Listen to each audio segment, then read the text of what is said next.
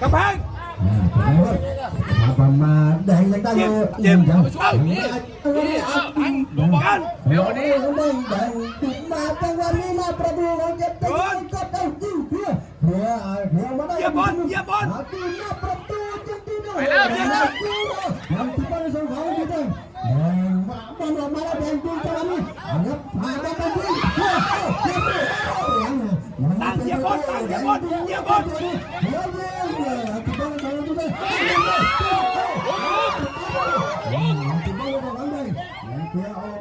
มาเ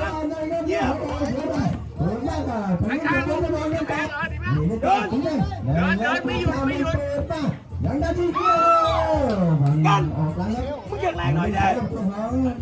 เดี๋ยวดำปอไปเว้ยมาให้นู่นแดงได้ตะวันหน้ามาตีตะข้างเดี๋ยวเปิดขึ้นมาตะวันหน้าจิ้งตั้งขโมยตั้งเหยียบบอลเหยียบบอลเหยียบบอลบางบอลเดี๋ยวมาให้ตะวันเห็นถูกเปิดมาจิ้งกำแพงมาได้เที่ยวมาจิ้งติดตะวันเร็วนี้ลูกเอาเชิญลูกเอาบอลมาจังไปโอเคตั้งที่จะนำดูเขาเหยียบบอลเดี๋ยวก็มาชั้นต่อครับเดี๋ยวเปิดที่แล้วก็แดงตะวัน